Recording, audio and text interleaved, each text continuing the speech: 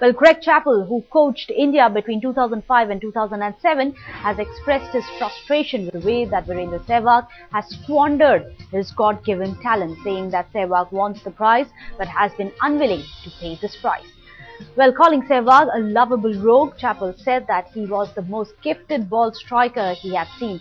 At the same time, Chappell was scathing in his criticism of Sehwag's ways. In fact, Chappell writes about Sehwag's lack of discipline when it came to training, saying that his idea of training was just to smash every ball that was bowled at him with complete disregard for plans and processes. In fact, Chappell suggested that Sehwag had the skill and onus to really captain the side, but not the temperament to go with it.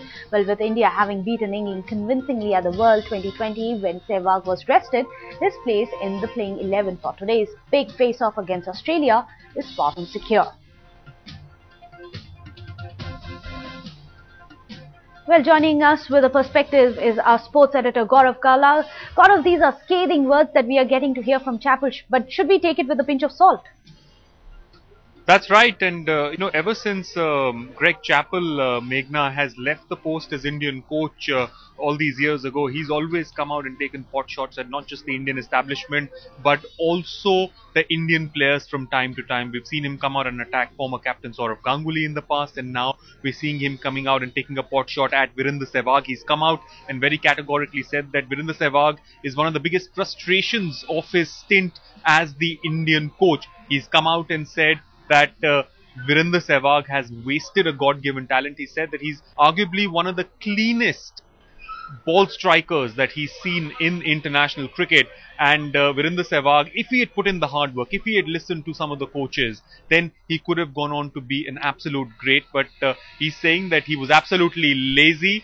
And at this point in time, Sehwag has come out. But the interesting point is that these comments, Meghna, come on the eve of the India-Australia match. Possibly more mind games from the Aussie. Sundar Iyer, our correspondent who's tracking all the developments in Colombo right now ahead of this encounter, also joins us on the phone line.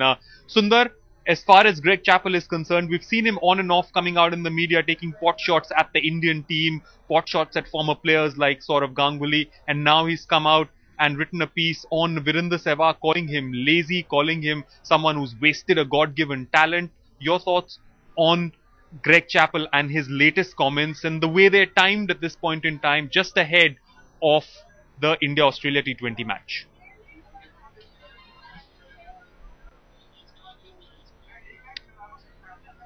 All right, Sundar, as far as Greg Chappell is concerned, he's come out and taken pot shots at the Indian players from time to time ever since he stepped down as coach of the Indian side, most notably, of course, Sourav Ganguly. But even Virender Sehwag has not escaped his ire. Just ahead of the India-Australia T20 match, Sundar, he's come out and slammed Sehwag, calling him lazy and someone who's wasted a God-given talent.